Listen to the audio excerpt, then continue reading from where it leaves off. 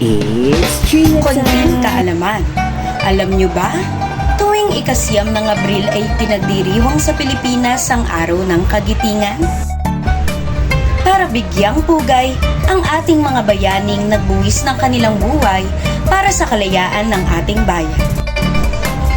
Dito inaalala ang Bataan Day o mas kilala bilang The Fall of Bataan, na kumitil sa buhay ng humigit kumulang 10,000 Pilipino at 600 mga Amerikano noong World War II. Nagsilbing pagdiriwang na rin ito upang bigyang pugay ang ating mga bayani na nagbuwis ng kanilang buhay para sa kalayaan ng Pilipinas.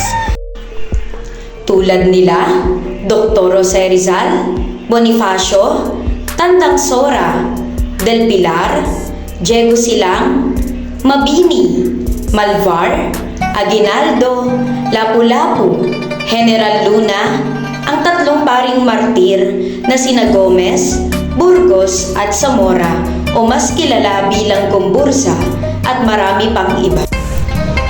Marahil ay kilala nyo na ang mga nabanggit kong mga bayani dahil minsan nyo na rin silang naging aralin sa araling panlipunan.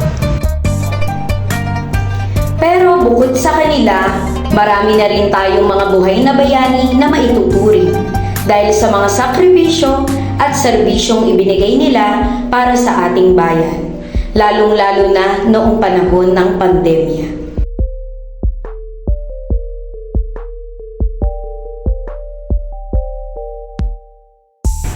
Gusto nyo rin bang maging batang bayani? Madali lang!